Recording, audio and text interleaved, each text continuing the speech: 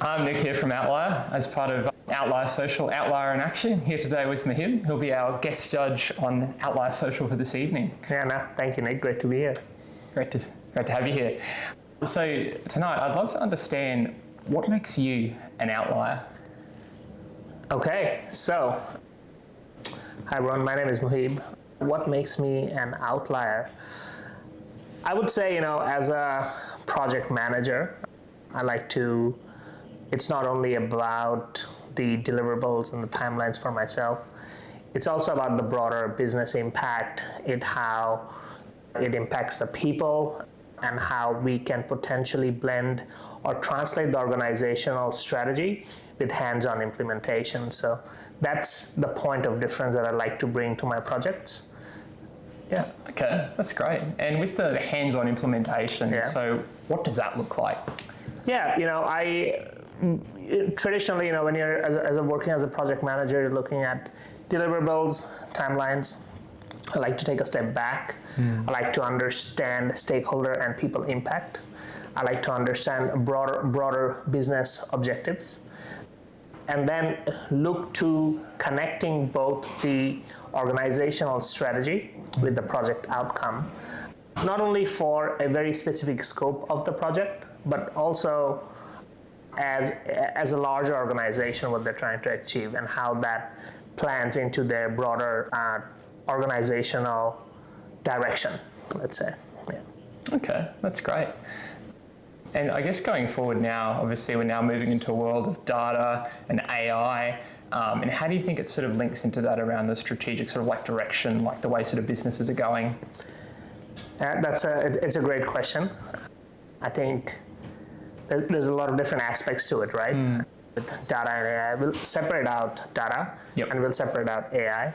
I think from an organizational perspective, in the dawn of this new era where people are scrambling, organizations are scrambling to really understand how they can utilize AI, the use cases for AI, how that could potentially benefit their business. The first point where they need to start off is to really understand the quality of data that they have in the organization in the first instance. Once you get that foundation right, then you can move on to identifying use cases using AI to solve specific problems for your organization. Yeah. Exactly. And then how do you think the people element also gets involved in this too? Yeah, it's taking everybody on that journey on what it means. There is a lot of risk aversion. There's an element of fear around AI, what it could mean. How we look at AI is not really around how it will impact directly on an individual, but how it will empower an individual to increase their productivity. It would increase the organization's capacity, and that would lead to positive outcomes for both. Yeah, exactly. Yeah. And then as well too, I guess, I understand you've had quite a diversified career, and how do you think that's sort of led to where you are now? Yeah. I've worked across both public and private sector. Okay. I've done a lot of work domestically and internationally. Okay. So I like to define myself as someone who's a translator, but also a connector. Okay. I look at technical requirements, match that with executive strategy, and that's really where that's really where I like to focus on when I enter a space as well. The few other things is human-centered leadership is massive for me. Okay. I mentioned that the broader impact on people as well, and that is informed by my background and my experience. Okay. And then once again, that broader business impact as a result of that project. So it's not only meeting those deliverables and the timelines, but how this piece of work will add value and have an impact on the organization. Yeah. Okay. And on the people-centered leadership, do you have a defining example in your career?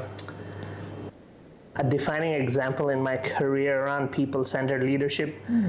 Look, I've had the opportunity to work with incredible people across many different domains and industries. Yep.